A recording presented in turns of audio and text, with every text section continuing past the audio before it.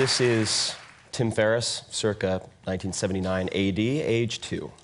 You can tell by the power squat, I was a very confident boy. And not without reason, I had a very charming routine at the time, which was to wait until late into the evening when my parents were decompressing from a hard day's work, doing their crossword puzzles, watching television. I would run into the living room, jump up on the couch, rip the cushions off, throw them on the floor, scream at the top of my lungs, and run out.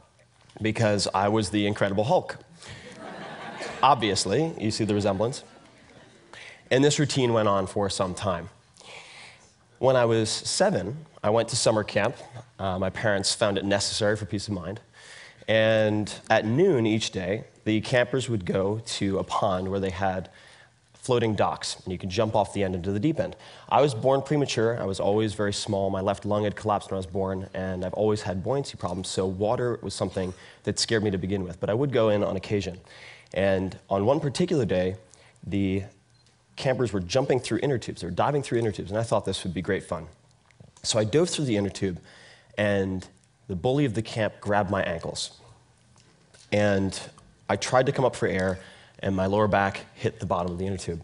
And I went wild-eyed, and I thought I was going to die. And the camp counselor fortunately came over, separated us, and from that point onward, I was terrified of swimming. And that is something that I did not get over. And my inability to swim has been one of my greatest humiliations and embarrassments. And that is when I realized that I was not the Incredible Hulk. But there's a happy ending to this story. At age 31, that's my age now, in August, I took 2 weeks to re-examine swimming and question all of the obvious aspects of swimming, and went from swimming 1 lap, so 20 yards, like a drowning monkey, at about 200 beats per minute heart rate, I measured it, to going to Montauk on Long Island, close to where I grew up, and jumping into the ocean, swimming 1 kilometer open water, getting out and feeling better than when I went in. And I came out, my Speedos, European style, feeling like the Incredible Hulk. And that's what I want everyone in here to feel like, the Incredible Hulk at the end of this presentation.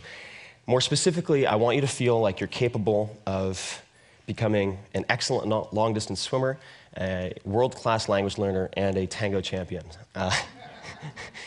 And I would like to share my art. If I have an art, it's deconstructing things that really scare the living hell out of me. So, moving onward. Swimming, first principles. First principles, this is very important.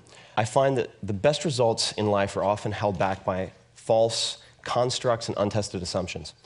And the turnaround in swimming came when a friend of mine said, I will go a year without any stimulants. This is a 6 double espresso per day type of guy, if you can complete a 1 kilometer open water race. So the clock started ticking. I started seeking out triathletes because I found that lifelong swimmers often couldn't teach what they did. And I tried kickboards. My feet would slice through the water like razors. I wouldn't even move. I would leave demoralized, staring at my feet. Hand paddles, everything. Even did lessons with Olympians. Nothing helped. And then Chris Sacca, who's now a dear friend of mine, had completed an Ironman with 103-degree temperature, said, I have the answer to your prayers. And he introduced me to the work of a man named Terry Laughlin, who's the founder of Total Immersion Swimming, and that set me on the road to examining biomechanics. So here are the new rules of swimming, if any of you are afraid of swimming or are not good at it. The first is forget about kicking. Very counterintuitive. So it turns out that propulsion isn't really the problem. Kicking harder doesn't solve the problem because the average swimmer only transfers about 3% of their energy expenditure into forward motion. The problem is hydrodynamics. So what you want to focus on instead is allowing your lower body to draft behind your upper body, much like a small car behind a big car on the highway. And you do that by maintaining a horizontal body position. The only way you can do that is to not swim on top of the water. The body's denser than water. 95% of it would be, at least, submerged naturally. So you end up, number 3, not swimming in the case of freestyle on your stomach, as many people think, reaching on top of the water, but actually rotating from streamline right to streamline left, maintaining that fuselage position as long as possible. So let's look at some examples. This is Terry, and you can see that he's extending his right arm below his head and far in front. And so his entire body really is underwater. And the arm is extended below the head is held in line with the spine, so that you use strategic water pressure to raise your legs up. Very important, especially for people with lower body fat. And then here's an example of the stroke. So you don't kick, but you do use a small flick. So you can see this is the left extension, and then you see his left leg, small flick, and the only purpose of that is to rotate his hips so he can get to the opposite side. And the entry point for his right hand, notice this, he's not reaching in front and catching the water. Rather, he is entering the water at a 45-degree angle with his forearm and then propelling himself by streamlining. Very important. Incorrect above, which is what almost every swimming coach will teach you. Not their fault, honestly, and I'll get to implicit versus explicit in a moment. And then below is what most swimmers will find enables them to do what I did, which is going from 21 strokes per 20-yard length to 11 strokes in 2 workouts with no coach, no video monitoring. And now I love swimming. I can't wait to go swimming. And I'll be doing a swimming lesson later for myself if anyone wants to join me. Last thing, breathing, problem a lot of us have, certainly, when you're swimming. In freestyle, easiest way to remedy this is to turn with body roll and just to look at your recovery hand as it enters the water. And that will get you very far. And that's it. That's really all you need to know. Languages, material versus method. I, like many people, came to the conclusion that I was terrible at languages. I suffered through Spanish for junior high, first year of high school, and the sum total of my knowledge was pretty much ¿Dónde está el baño? And I wouldn't even catch the response. Sad state of affairs. Then I transferred to a different school, sophomore year, and I had a choice of other languages. And most of my friends were taking Japanese, so I thought, why not punish myself? I'll do Japanese. 6 months later, I had the chance to go to Japan. And my teachers assured me, they said, don't worry, you'll have Japanese language classes every day to help you cope. It'd be an amazing experience. My first overseas experience, in fact. So my parents encouraged me to do it. I left. I arrived in Tokyo, amazing. Couldn't believe I was on the other side of the world. Met my host family. Things went quite well, I think, all things considered. My first evening, before my first day of school, I said to my mother very politely, please wake me up at 8 a.m. So, 8時に起こしてください. But I didn't say 起こしてください. I said 8時に起こしてください. Pretty close. But I said, please rape me at 8 a.m.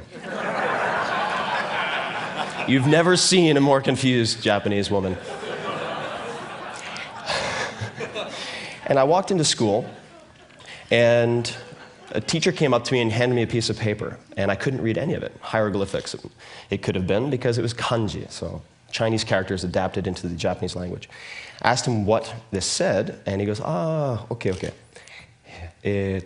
ワールドヒストリー、カキュラス、構文、トラディショナルジャパニーズ, and so on. And it came to me in waves. There had been something lost in translation.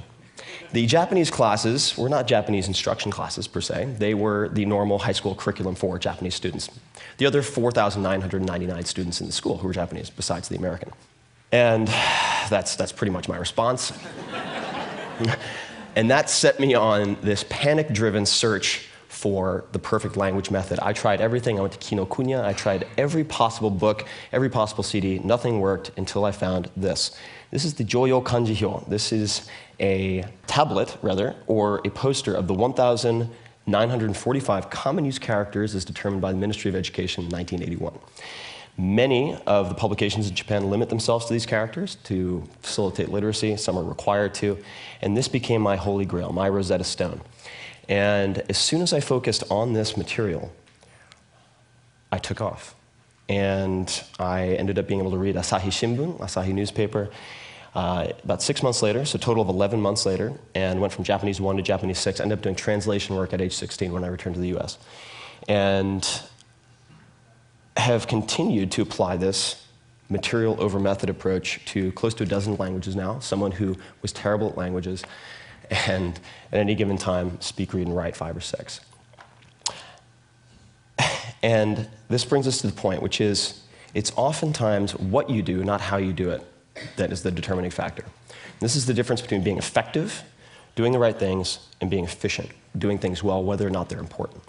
And you can also do this with grammar. I came up with these 6 sentences after much experimentation. Having a native speaker allow you to deconstruct their grammar by translating these sentences into past, present, future. We'll show you subject, object, verb, placement of indirect, direct objects, gender, and so forth. From that point, you can then, if you want to acquire multiple languages, alternate them so there's no interference. We can talk about that if anyone's interested. And now, I love languages.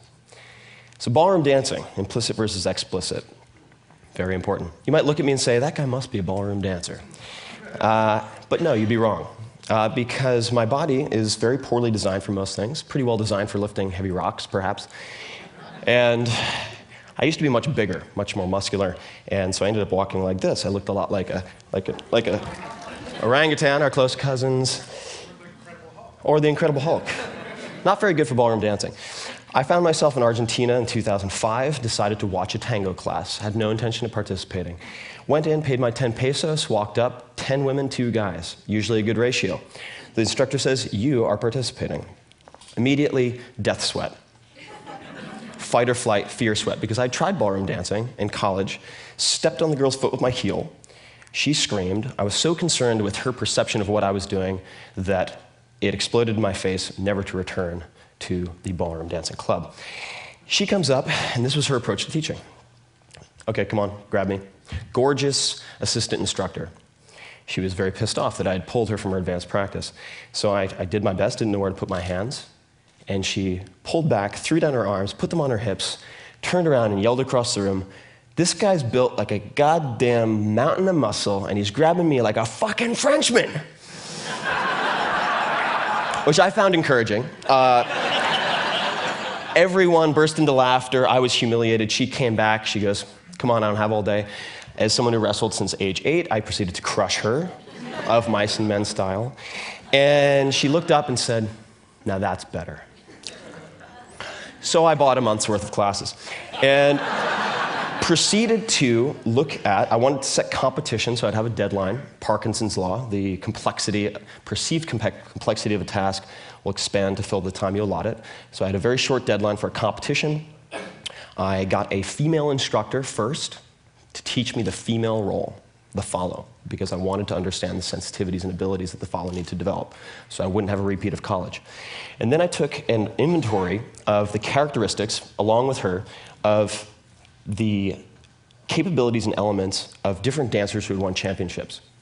And then I interviewed these people, because they all taught in Buenos Aires, and I compared the 2 lists. And what you find is that there's explicitly expertise they recommended, certain training methods, and then there were implicit commonalities that none of them seemed to be practicing.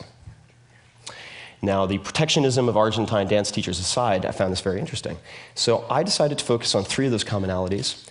Long steps, so a lot of milongueros, the tango dancers, will use very short steps, and I found that longer steps were much more elegant, so you can have, and you can do it in a very small space, in fact. Secondly, different types of pivots. Thirdly, variation in tempo. These seem to be the 3 areas that I could exploit to compete if I wanted to compete against people who've been practicing for 20 to 30 years. That photo is of the semifinals of the Buenos Aires Championships 4 months later. Then 1 month later, went to the World Championships, made it to the semifinal, and then set a world record following that 2 weeks later. I want you to see part of what I practiced. And I'm going to jump forward here. But this is the instructor that Alicia and I chose for the male lead. His name is Gabriel Misé, one of the most elegant dancers of his generation, known for his long steps and his tempo changes and his pivots. Alicia, in her own right, very famous. So I think you'll agree they look quite good together. Now, what I like about this video is it's actually a video of the first time they ever danced together because of his lead. He had a strong lead. And he didn't lead with his chest, which requires you lean forward. I couldn't develop the attributes in my toes, the strength in my feet to do that. So he uses a lead that focuses on his shoulder girdle and his arm. So he can lift the woman to break her, for example, as just one benefit of that. So then we broke it down. This would be an example of one pivot. This is a back step pivot. There are many different types, and I have hundreds of hours of footage, all categorized, much like George Carlin categorized his comedy. So using my arch nemesis, Spanish, no less, to learn tango. So fear is your friend. Fear is an indicator. Sometimes it shows you what you shouldn't do. More often than not, it shows you exactly what you should do. And the best results that I've had in life, the most enjoyable times, have all been from asking a simple question: what's the worst that can happen? Especially with fears that you gained when you were a child. Take the analytical frameworks, the capabilities you have, apply them to old fears, apply them to very big dreams. And when I think of what I fear now, it's very simple. When I imagine my life, what my life would have been like, without the educational opportunities that I had, it makes me wonder. And I've spent the last 2 years trying to deconstruct the American public school system to either fix it or replace it, and have done experiments with about 50,000 students thus far, built, I'd say, about a half dozen schools with my readers at this point. And if any of you are interested in that, I would love to speak with you. I know nothing, I'm a beginner, but I ask a lot of questions, and I would love your advice. Thank you very much.